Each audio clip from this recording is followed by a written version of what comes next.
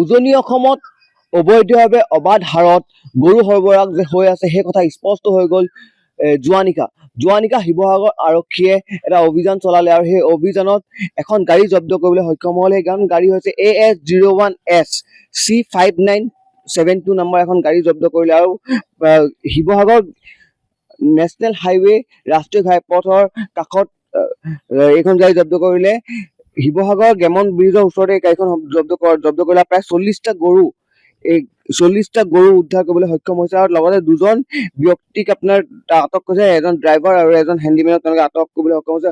অমৰ ডেকা দৰঙৰ আৰু বিজয় দলে হৈছে আপোনাৰ গগামুখৰ।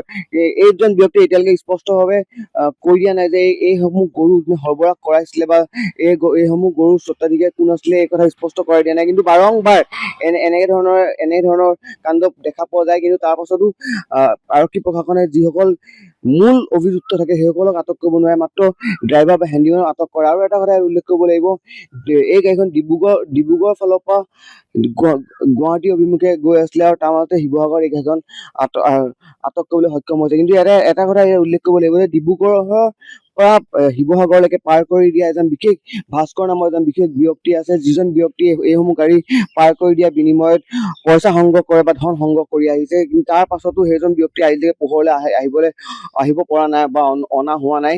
এই ধৰণে আপোনাৰ গৰু সৰবৰাহ কৰি আছে, বাৰম্বাৰ গৰু সৰবৰাহ কৰি আছে আৰু এইসমূহ গৰু গৈ পেলাই অসমৰ পৰা পাৰ হৈ পেলাই বাংলাদেশলৈকে যায় বুলি আমি জানিব পাৰিছো। কিন্তু তাৰপিছতো এটা কথা ক'ব লাগিব, কোনো ধৰণৰ ইয়াত ব্যৱস্থা গ্ৰহণ কৰিব পৰা নাই যে এইসমূহ সৰবৰাহকাৰী ৰখাব পাৰিব। এয়া প্ৰথম ঘটনা নহয়, এয়া বাৰম্বাৰ এনেকুৱা ধৰণৰ ঘটনা সংঘটিত হৈ আছে। আৰু এটা কথা ইয়াত ক'ব লাগিব যে যি বাহনখন আছে, এইখন বাহনৰ যোৱা মে' মাহত এইখন বাহনৰ ওপৰত আৰু এটা কেছ হৈছিলে। গৰুৰ এটা ঘটনা সংঘটিত হৈছিলে, গৰু আনিছিলে অবৈধভাৱে গৰু আনিছিলে আৰু তাৰপিছতে মে' মাহত নগাঁৱত 36টা গৰু গোটেই এই বাহনখন জব্দ কৰিছিলে। তাৰপিছতো এতিয়া নগাঁও কোৰ্টত এই বাহনখনৰ ওপৰত কেছ আছে আৰু কেছ চলি আছে। পুনৰ শিৱসাগৰত এই ধৰণৰ ঘটনা সংঘটিত হ'ল আৰু পুনৰ 40টাই গৰু ইয়াত উদ্ধাৰ কৰিবলৈ সক্ষম হৈছে আৰক্ষীয়ে। কিন্তু ইয়াতে এটা কথা উল্লেখ কৰিব লাগিব যে যিসমূহ মূল অভিযুক্ত আছে, ড্ৰাইভাৰ হেণ্ডিমেনক বাদ দি যিসমূহ মূল অভিযুক্ত ভাস্কৰ নিচিনা যিসমূহ মানুহ আছে, সেইসমূহ ব্যক্তিক কেতিয়া আটক কৰিব পাৰিব, কেতিয়া এই ড্ৰাইভাৰ হেণ্ডিমেনে মুখ খুলিব, সেয়াহে অনাগত সময়ত লক্ষণীয় হ'ব। যিকোনো খবৰৰ বাবে যোগাযোগ কৰক আমাৰ এই নম্বৰত 9181 307 221।